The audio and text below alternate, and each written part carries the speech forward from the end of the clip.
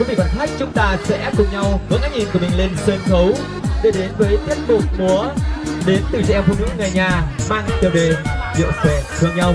Vâng, xin mời toàn thể quý vị chúng ta sẽ cùng đón xem ạ. Bắt đầu.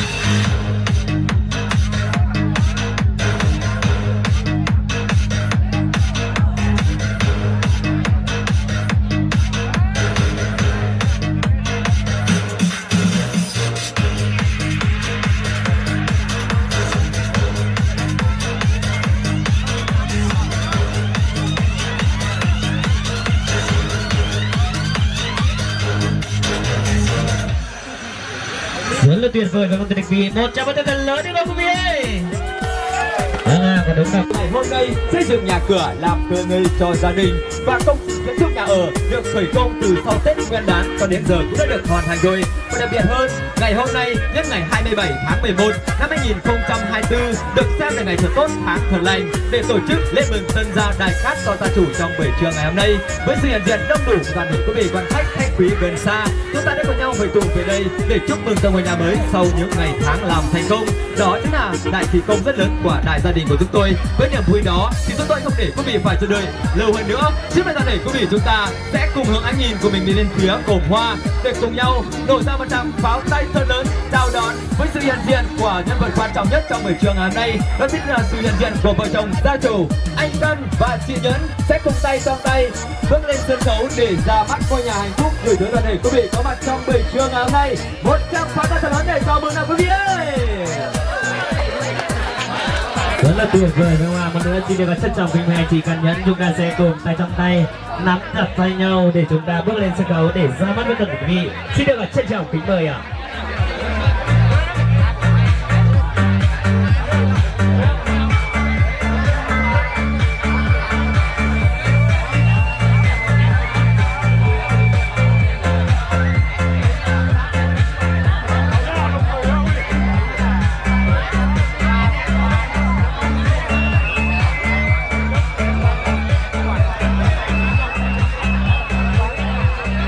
Dạ vâng, một lần nữa xin trân trọng kính mời vợ chồng gia chủ anh Căn và chị Nhẫn cũng như đại diện của gia đình nhà nội nhà ngoại hai bên, chúng ta sẽ cùng nhau di chuyển lên sân khấu để ra mắt ngôi nhà hạnh phúc gửi tới toàn thể quý vị có mặt trong buổi trường ngày hôm nay ạ. Vâng, xin trân trọng kính mời ạ.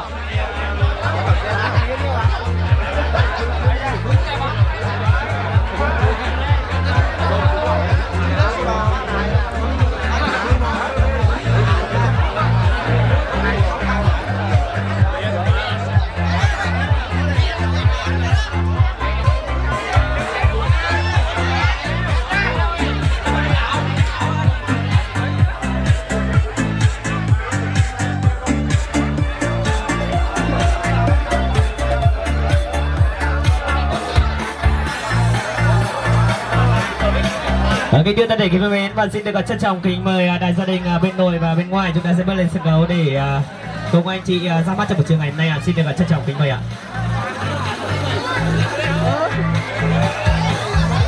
Vâng, một lần nữa xin trân trọng kính mời đại diện gia đình của nhà nội và nhà ngoại cũng như con cháu người nhà của chúng ta sẽ cùng nhau di chuyển lên sân khấu ạ, để đứng cạnh vợ chồng gia chủ ngày hôm nay ra mắt ngôi nhà hạnh phúc gửi tới toàn thể quý vị quan khách có mặt trong buổi trường ngày hôm nay ạ.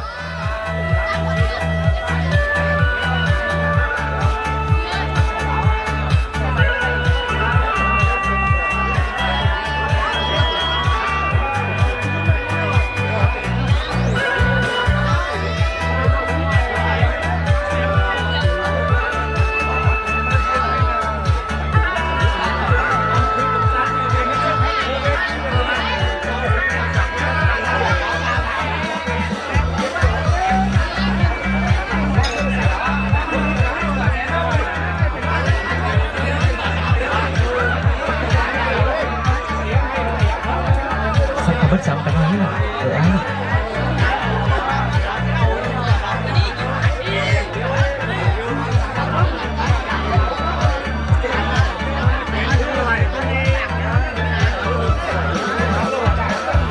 vâng, kính thưa toàn thể quý mến, và hiện diện trên sân khấu ngay lúc này đây đã có đông đủ của toàn thể đại gia đình chúng tôi rồi.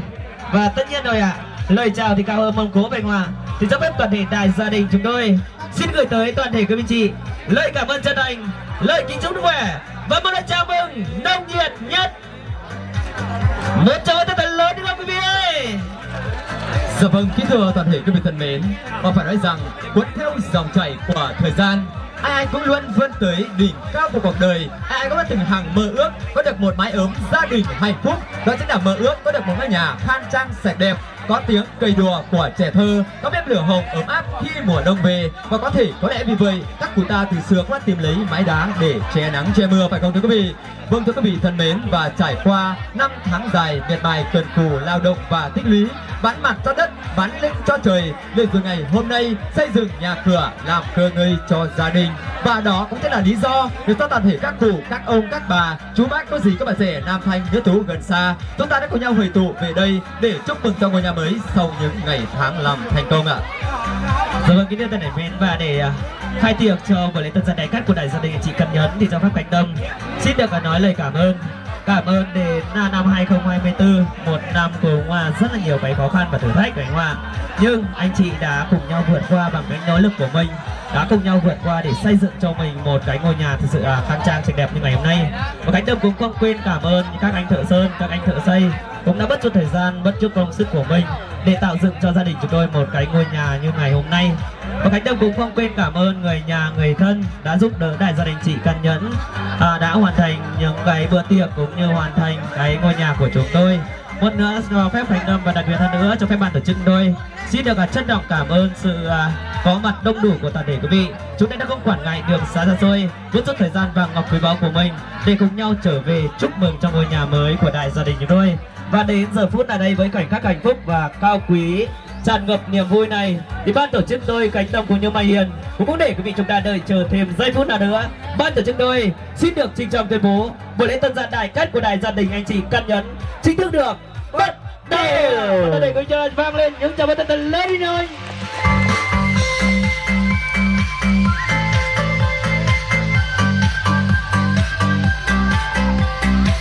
Đại gia đình anh nào được gây thật cưới đi nào.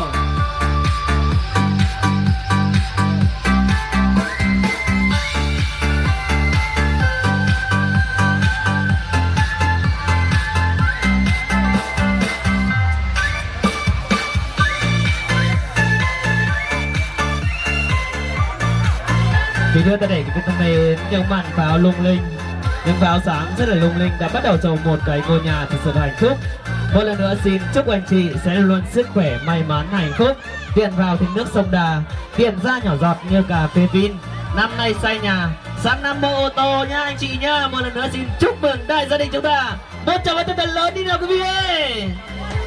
Dạ vâng, kính thưa toàn thể quý vị thân mến, và màn bắn pháo vừa rồi cũng đã mở đầu cho chương trình lễ mừng tân gia đại cát cho gia chủ ngày hôm nay đã được thành công tốt đẹp, phải không thưa quý vị? Vâng, và với niềm vui, niềm hạnh phúc lớn lao nhất của đại gia đình ngày hôm nay thì sau đây xin kính mời đại gia đình của chúng ta sẽ có lời phát biểu cảm ơn gửi tới toàn thể quý vị quan khách có mặt trong buổi trưa ngày hôm nay ạ. Dạ vâng, thưa toàn thể quý vị thân mến, và có lẽ là do niềm vui, niềm hạnh phúc của gia đình ngày hôm nay đã được nhân đôi lên rất nhiều khi có sự hiện diện của toàn thể quý vị có mặt trong buổi trưa ngày hôm nay ạ. Đại gia chủ của chúng tôi cũng không nói nên lời, có nét nhường quyền cho MC nói lời hội thay ạ. Và ngay đây Mai Hiền xin phép được thay lời cho gia đình ạ. Hay cả xin đến đó phải sò trước bên lại bà mẹ bên nào xương, hay cả xin là bà mẹ bên nào ấy. Xong bảo này em nòng nung đồ tảo loạn hơn dạo ấy cờ té ngoa té xương té tì cài hay có nên hơn dạo xảo càng ấy cờ nhá à mày lót đóc khát các bà mọt thịt bẹt phố lắm sáu các bà máu bà mẹ bên nào ấy nên trò phiến trò bánh các bà máu nhắc trò tặng làng máu phớ làng ly ở cờ sáng tiết tảnh để mù tô pi nhớ luồng cờ ta và cả tất thành ngân bán tiền thùng các bà máu qua bên nào nọ thế này em đồ tảo loạn là những cái thường chơi cờ nhá kiếm ma hà lầy kiếm lầy gạch lầy xi kiếm lầy lếch lầy say bắt tặng cái ngày làng huân khăn tràn những các bà máu cái bảo thường chơi nên cờ lầy bom leo xem nhám đảo bà mẹ bên nào ấy thế này em được tảo luôn lan nó cả trắng tròn mưa lấy mưa lý bên tràn mưa sắn bên chép mưa đẹp xem nhám phía chân bẩn mà trắng là háp khẩu bán non là con khẩu mai rú của bà mớ hay thường chứa này mớ em cả trắng kiếm mà hà lầy mặt phát đường nó lẩu khỏi nhớ ba tặng ánh này ban khẩu chân khoa nâng mơ ngân mớ của bà nhắc ba là kín xìa nhà hà nhắc cá bơi xôm mải xôm pi xôm nòng xôm lan họ đang ảo ăn thấy lắm nữa sửa chân phần đi vừa kiềng ở cái biển hòm tòm muôn bắt chúng ăn ở phả lung ở đùa là nó dẻo của bà mớ không phải của biết sáng hẳn xưa sao biết có lại cáu sọc chung hỏi xôm mải xôm pi xôm nòng xôm lan và có hảo hàn sườn sâu bằng hướng hành nà dệt lẩy cây pin và dệt ngân lẩy tôm ngân và hàm và dệt cam lẩy tón cam có ủng bố mẹ coi là xía khén co nữa hảo hàn sườn sâu bên đó bà mẹ bên nào nữa. Rất là tuyệt vời với một lần nữa xin được cảm ơn những cái lời phát biểu chân thành của MC Mai Hiền. Một lần nữa xin được thay mặt cho toàn thể đại gia đình anh chị Căn Nhẫn xin được chân thành cảm ơn sự hiện diện đông đủ của toàn thể quý vị. Xin chúc toàn thể chúng ta sẽ luôn luôn vui vẻ, hạnh phúc, thành công trong cuộc sống của mình. Một lần nữa xin được trân trọng cảm ơn. Đến giờ phút này đây thì ban tổ chức cũng đã cảm nhận những cái tình cảm rất là thân thương, rất là nồng ấm của toàn thể quý vị rồi. Sau đây thì ban tổ chức cũng không có gì hơn và cũng hướng xin được trân trọng kính mời toàn thể quý vị chúng ta sẽ cùng hướng tiếp tục hướng ánh nhìn của mình lên sân khấu để chúng ta sẽ cùng chứng kiến những phút giây trao gửi yêu thương, những món quà quý giá của các anh các chị, các cô dì chú bác sẽ dâng tặng lên trong ngày vui của đại gia đình anh chị trong buổi trưa ngày hôm nay ạ. Xin được trân trọng kính mời danh sách của MC Mai Hiền ạ. Xin được trân trọng kính mời. Vâng, kính thưa toàn thể quý vị thân mến, và trong ngày vui trọng đại của gia chủ ngày hôm nay thì đại diện của cô chú, anh chị, người nhà, người thân của chúng ta sẽ có những món quà hết sức ý nghĩa để trao tặng tới toàn thể đại gia đình ngày hôm nay ạ. Vâng, và đầu tiên xin trân trọng giới thiệu và kính mời món quà đến từ gia đình bác Thành Liêm ạ. Vâng, sẽ cùng bước qua sân khấu ạ để trao tặng cho đại gia đình ngày hôm nay. Xin trân trọng kính mời. Và cũng xin trân trọng kính mời gia đình chú Nhật tới ạ, sẽ cùng bước qua sân khấu để được trao tặng những phần quà hết sức ý nghĩa của mình đến đại gia đình ngày hôm nay. Xin trân trọng kính mời ạ. Và sau món quà đến từ gia đình chú Nhật Quý sẽ là món quà đến từ gia đình bác Cường Chọp ạ. Và món quà đến từ gia đình chú Chiến Thành. Món quà đến từ gia đình anh Kiên Hòa sẽ cùng bước qua sân khấu ạ. Em xin được trân trọng kính mời các anh chị chúng ta có tên trong sách tặng quà cho đại gia đình thì chúng ta sẽ khẩn trương bước lên sân khấu ạ.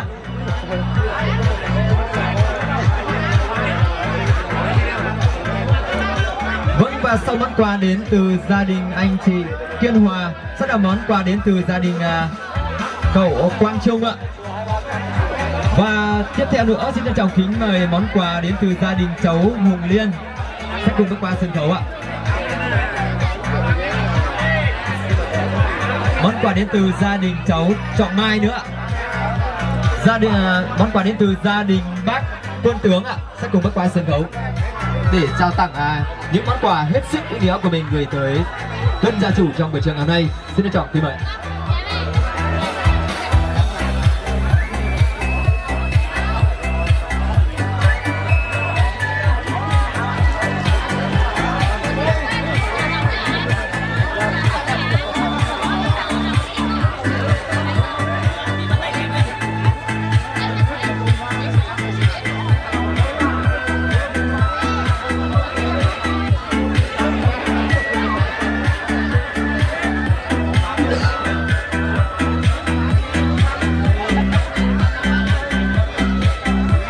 Thưa tất đỉnh quý mến, như vậy là một những giây phút hạnh phúc nhất, ngập tràn đang vui vẻ và ngập tràn trên sân khấu tân gia đại khách của đại gia đình chúng tôi. Một nữa xin được thay mặt cho đại gia đình anh chị kiên nhẫn, xin được căn nhẫn, xin được chân thành cảm ơn những món quà quý báu của các anh các chị các cháu hành họa dâng tặng lên đại gia đình chúng tôi.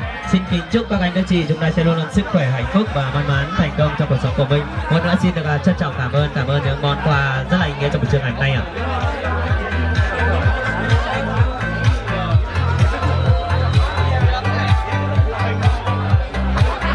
Dạ vâng, và không biết nói gì hơn một lần nữa xin được thay mặt cho ban tổ chức gia đình xin được gửi lời cảm ơn chân thành nhất tới toàn thể các anh các chị, người nhà, người thân, gia đình của chúng ta đã có những món quà hết sức ý nghĩa để được trao tặng tới tân gia chủ trong buổi chiều ngày hôm nay. Vâng, xin được cảm ơn toàn thể quý vị rất nhiều. Và với niềm vui, niềm hạnh phúc của gia đình đã được nhân đôi lên khi có sự hiện diện đông đủ chứng kiến của toàn thể quý vị có mặt trong buổi trưa ngày hôm nay, thì sau đây đại gia đình của chúng tôi sẽ có những chén rượu nồng để gửi gắm tới toàn thể quý vị. Thay cho những lời cảm ơn chân thành nhất toàn thể quý vị chúng ta đã trở về đây rồi, thì sau đây xin kính mời ban lễ tân cũng như ekip phục vụ của gia đình sẽ có những chén rượu nồng để dâng lên đại gia đình ạ. Xin trân trọng kính mời. Và cũng xin trân trọng kính mời toàn thể quý vị chúng ta ngồi ở bên phía dưới sẽ cùng nhau chuẩn bị rót đầy những ly rượu của mình để cùng nhau nâng ly thật cao và rô thật to để chúc mừng tân gia đại các gia chủ trong buổi trưa ngày hôm nay sẽ được tấn tài tấn lộc hơn quý vị nha. Xin được trân trọng kính mời các anh các chị chúng ta sẽ cùng nhau rót đầy ly rượu của mình trên bàn tiệc lên để chúng ta sẽ cùng nhau uống đồng khởi với toàn thể đại gia đình chúng tôi nha quý vị nha. Trên đi xuống hải xuống em xuống lòng xuống vi nào thầy xuống khỏi của cho láng mi bổng là pan nát đông phồng xuống hải xuống em xuống lòng xuống vi trong trên mẹ trên trên phòng mẹ ơi. Vâng gần dạo cái hình tặng é nọ của những ấy ăn những ý ăn nê cổ mê cảng sòng é trên là xuống khỏi cái hot cây đầu cái xuống khỏi của trên mi chén đầu nồi nâng chỉ mi chén đầu nồi nâng cáo xuống cáo po xuống hải xuống em xuống lòng xuống vi thôi. Bò mẹ ơi, cần khái lẩu bói bom nữa xuống hải xuống em lòng pin đến nữa. Bò mẹ pin ông ơi. Hơi sướng nổi cái nổ khẩu căm luồng anh quá nữa nè. Em xin thám tướng với nổ pin ông ơi. Ôi xin em mà này nè. Em xin anh cái lông co đây nọ. Khách cái xin bò mẹ pin ông ấy. Phật làng kim thú khó muốn cỡ coi bốn bảy có nơi bên nào nữa Phật làng keo khẩu keo nhớ học cỡ coi keo slam pan sẽ làคืนไปบ้านหน่อยนึงพี่น้องเอ้ยยังปองกันhai chân đầu tím nhóคืนsung bảy chục mừng mà ở toàn bà toàn lung lạy toài lăng pháo chào món nữa bố mẹพี่น้องnữa. Vâng quý vị ơi, Tuấn MC Mai Hiền và Khánh Tâm sẽ làm cầu nối toàn thể quý vị ạ. 1 2 3 rô, 2 3 rô và 2 3 chúc mừng tân gia đại ca quý vị nhá. Được không ạ?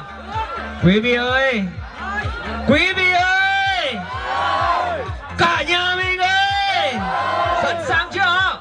sẵn sàng chưa? Vâng ạ. Chuẩn bị 1 2 3 rô 2 3 rô 2 3 Chúc mừng tân gia đại cát Super Series. Hào hứng rồi em đồng viên nữa.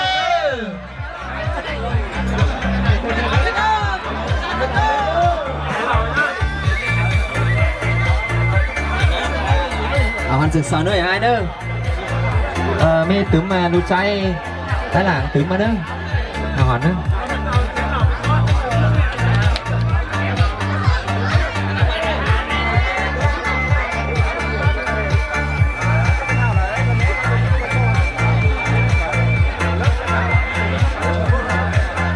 Dạ vâng, kính thưa toàn thể quý vị thân mến, và màn uống rượu vừa rồi cũng đã khép lại chương trình lễ mừng tân gia đài cát của gia chủ trong buổi trường hôm nay. Một lần nữa không biết nói gì hơn, xin thay lời cho anh em tổ chức sự kiện. Xin được kính chúc cho đại gia đình của chúng ta sẽ luôn dồi dào sức khỏe và hạnh phúc, tấn tài tấn lộc hơn nữa. Và năm nay xây dựng thành công ngôi nhà khang trang sạch đẹp rồi. Bước sang năm sau thì mua được nhiều chiếc ô tô 4 bánh đỗ ngay tại sân nhà. Vâng, xin chúc mừng anh chị ạ. Cái này nè, chào anh chị.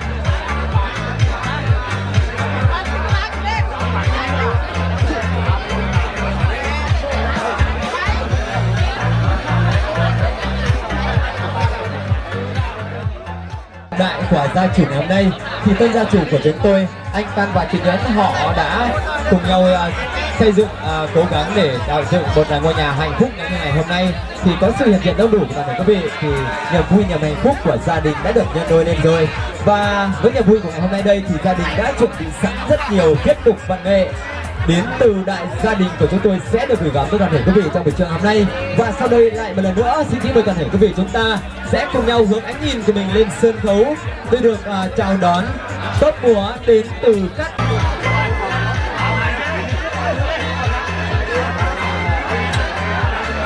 Dạ vâng, kính thưa toàn thể quý vị thân mến, và ngay đây giờ phút này một lần nữa xin chào kính mời toàn thể quý vị quan khách chúng ta sẽ cùng nhau hướng ánh nhìn của mình lên sân khấu để được chào đón top múa đến từ các cháu nhỏ người nhà của chúng ta sẽ được gửi gắm tới toàn thể quý vị với một tiết mục nhảy mang tựa đề Có duyên không nợ.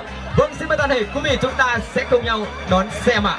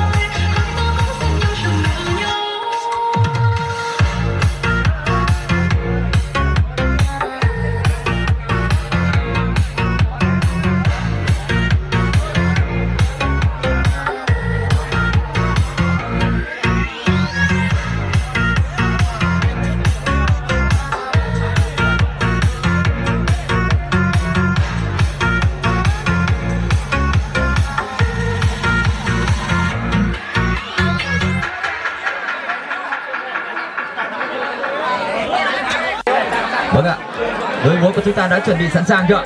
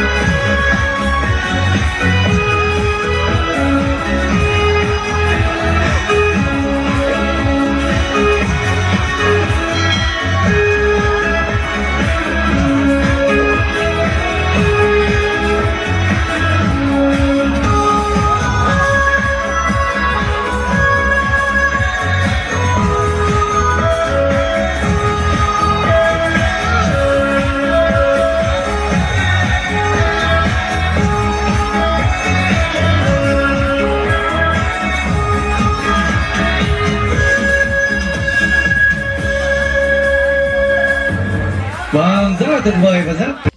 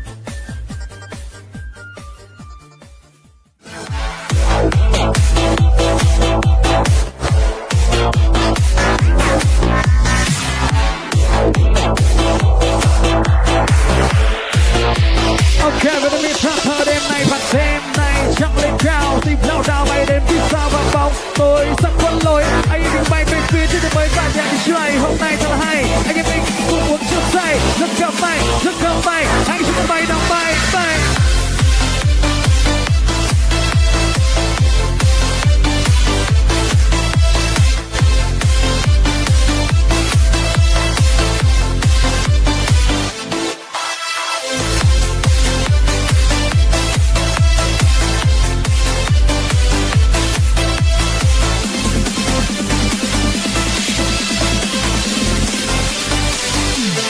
Beijo na boca é coisa do passado.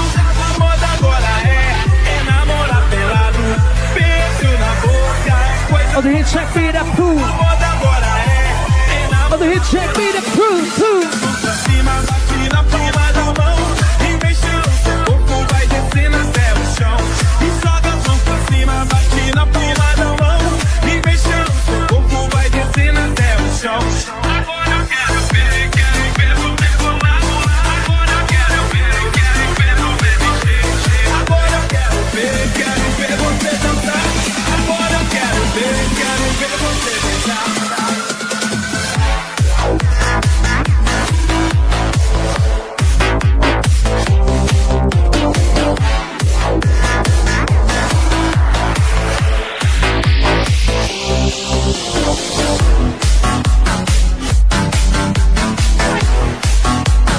Fido